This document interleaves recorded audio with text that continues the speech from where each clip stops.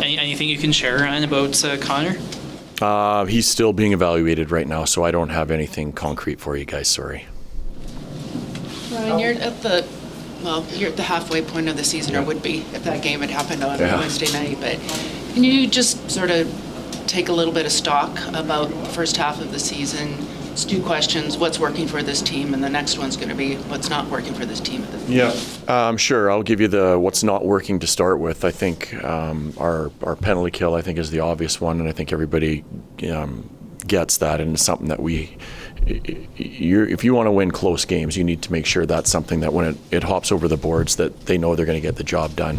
And the second thing, people talk about a lack of scoring from our group, but I don't look at it that way. I look at it more of our lack of first period scoring. That's the area where we're lagging behind.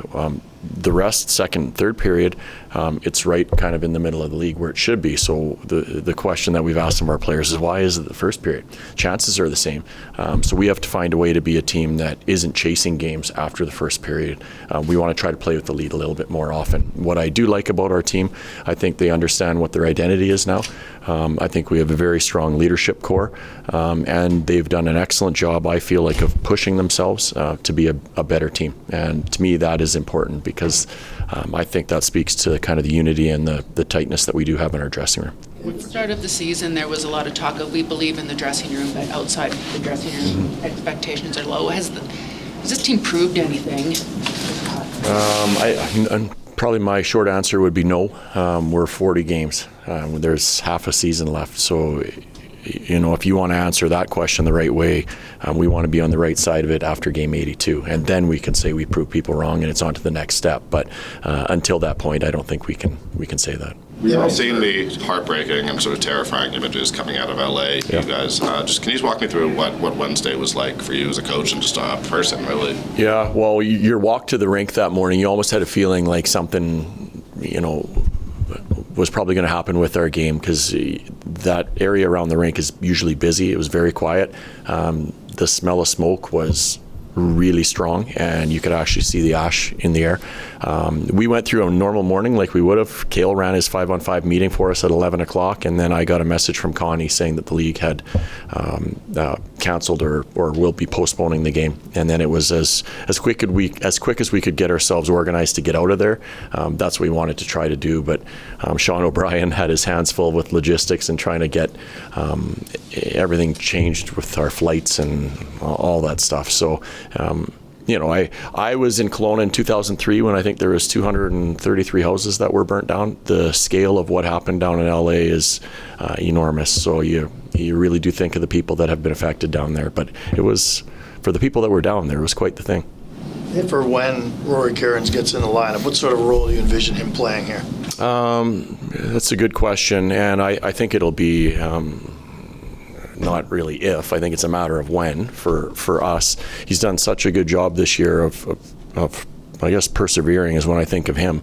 Another guy that we've talked about, we've played in the East Coast in Rapid City for a while, but when he does get in for us, we're going to look for him to play with the same confidence that he's had in the American League, and we've said that for all of our guys that have come up. I don't anticipate him jumping in and being a mucker and a grinder because that's not his style of play. So we're looking forward to him carrying on what he's done in the American League. He's a guy that can score and something that we need.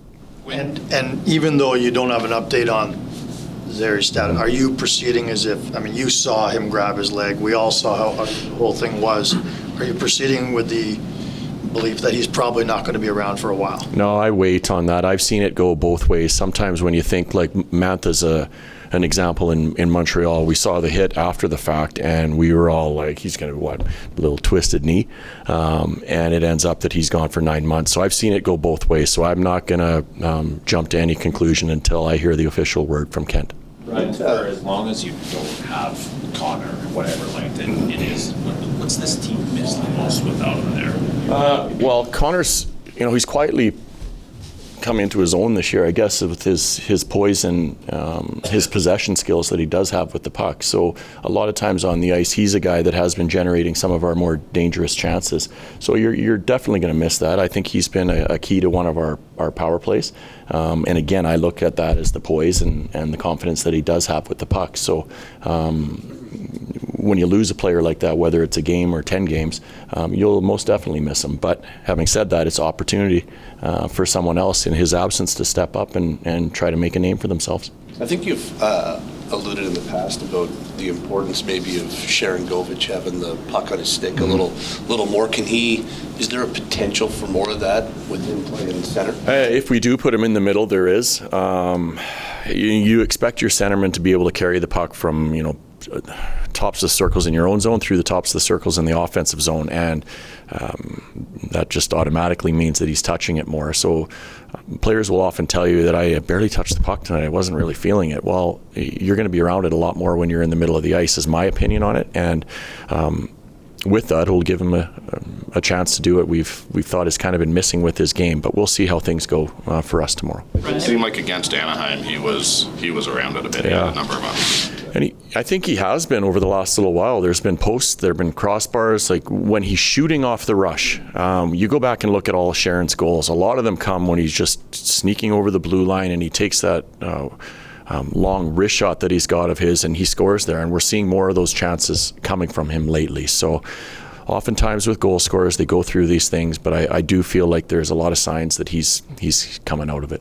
Ryan, a lot of people have understood if you took Andre out of the lineup the last home game after those penalties he took, but he stayed in the lineup, and now he's got an opportunity today on that line alongside Sharon Govich and Peltier. Just what do you want to see out of him to seize that opportunity and the mindset of not taking a guy out when he has a moment of that nature? Yeah. No coach likes offensive zone penalties, I will say that. But what we did see from him in that game was a real he was doing everything he could to be around the puck and to shoot the puck when he had a chance. And that's been our message to him for quite a while now. So when we saw that, I don't think it made sense to take him out of the lineup in that situation. Yeah, we weren't happy with the penalties, and he knows that. But what we did like about it was hey, this is a good sign, so we wanted to try to keep him going. So it's up to him to be around it again. It's up to him to be a little bit of selfish, to have a little bit of selfishness in his game in regards to shooting the puck, because I think when he does that, he's going to make his line mates better and make that line very dangerous. How much has Dustin's play papered over any cracks in the first half?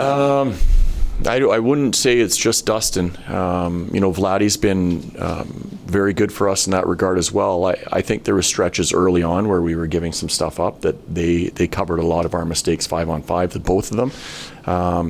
Over the last little while, I think what we're giving up is getting less and less, which we do like. But I do feel like both guys have been very good for us in giving us chances to win this year. With Rory, obviously he's been near the top, or at least with the Wranglers and then the American Hockey League most of the season. But when did he really surge as like a real potential option for you if need be? The way the season's gone on for him, I mean, he's been their best player down there. So the one thing that when you're a coach in the American League and the big team calls up someone that the players are looking like, well, he's not even playing the best right now. They kind of look at you like, well, what am I doing here? So he's been the best guy there and he deserves to be rewarded. So he's found a way to generate consistently for that team. So I don't know the exact time, Parksy. I don't. I think it's just been the consistency that he's played with that has started by putting his name in the conversation, and he carried on with it, and he's still scoring. So he became the guy that was the obvious one for us to bring up. Trent Culler must be a nice asset in terms of being able to ask about how those guys are actually doing. Totally, and nobody knows them better than him. So it's nice having him around the room. Huska, there have been times where the cupboards were a little bit bare as far as what you had at the AHL level.